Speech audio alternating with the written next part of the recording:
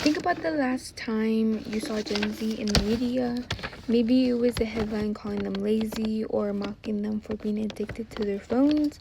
These representations are everywhere, from social media posts to online articles, and they shape how society views an entire generation.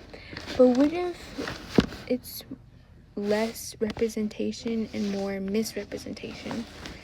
Generation Z refers to those born between the late 1990s and the early 2010s, the first generation that was actually born into the digital world, being exposed to smartphones and smart tablets. They've come of age during major global events like economic stability and, most important, the pandemic. Despite this reality, American media often misrepresents Gen Z as lazy, overly sensitive, and tech-obsessed, while ignoring the economic pressures, mental health challenges, and social awareness that actually defines the generation. One of the most common stereotypes that Gen Zs get called is lazy or doesn't want to work. News outlets and online articles claim that young people today avoid traditional jobs or lack discipline. Phrases like "no one wants to work" is directed towards this generation, even though they're entering the real world at a difficult time, meaning that tuition costs are high, so younglings are struggling to afford college. Not only that, but many entry-level jobs offer low-wage pay, and that doesn't keep up with the cost of living along with limited benefits and little opportunities, like I mentioned, college tuition, or even just basic needs. So this makes it difficult for Gen Zs to find a great, decent job or even stability. In this case, Gen Zs resort to posting content on social media platforms like TikTok and YouTube for money. This kind of creates the stereotype that Gen Zs are addicted to their phones, especially social media apps like TikTok, Instagram, or Snapchat. Media often points out the short attention spans and constant scrolling habits. Not only that, but some reporters believe excessive phone use can become a bad habit, especially when it replaces face-to-face interactions. For younger individuals, especially, unfiltered content can shape their values in unhealthy ways, like copying negative behaviors, attitudes, and language. It is definitely true that Gen Z spend a lot of time online or on their phones, but many of them use their phones for communication through messaging apps, but also digital wallet, but most importantly to spread awareness.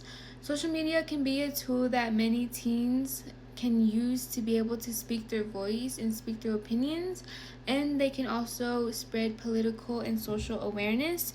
For example, there was a hashtag Black Lives Matter that spread during 2020 advocating for equality, but there was also hashtag mental health awareness for the mental health month. Gen Z is also sometimes portrayed as deeply involved in substance use like vaping or alcohol. Media images often focus on teenagers with vapes or depict youth culture as centered around substance use, which can exaggerate that behavior and ignore the bigger picture of lifestyles within this generation. For example, there are some successful individuals. Some have graduated high school, went on to college, got their bachelor's, master's, even doctorates. But there's also some that went into the military. But we also have some people that are successful on social media platforms. I feel like that's what the problem is media is centering on the negative more than the positive, and that's what's really affecting the look on our generation. In some cases, family environment plays a role into the substance uses. When parents or older relatives use substances or treat them as normal, it can influence how younger people view those behaviors and think that it's okay. Not only that, but mental health can play a role into this. Gen Z reports higher levels of anxiety and depression compared to previous generations. Many of them don't know where to turn or to go, so many of them just resort to using substances like marijuana or alcohol.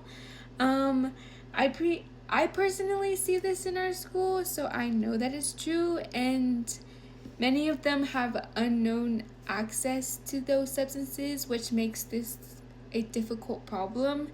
But I meant like I mentioned, media doesn't really portray the positive side, but more of the negative side, and I think that's what's making our generation look bad. But at the same time, I do see it, so the misrepresentation is there, but at the same time is not. So why do these stereotypes exist?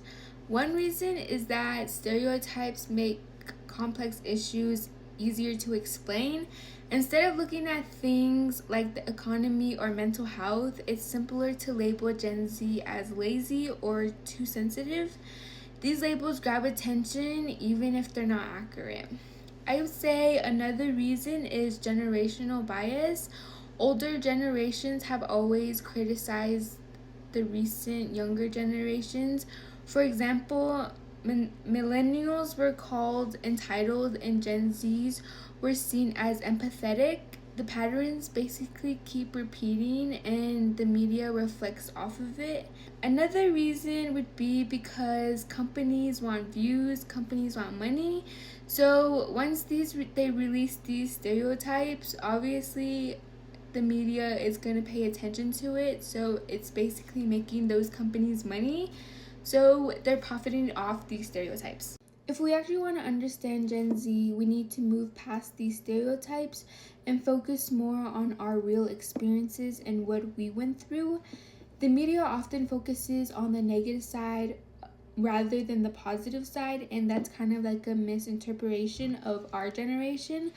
While American media frequently labels Gen Z as lazy, overly sensitive, and tech obsessed, these portrayals ignore the deeper realities of their lives. Truth is, Gen Z is not lazy.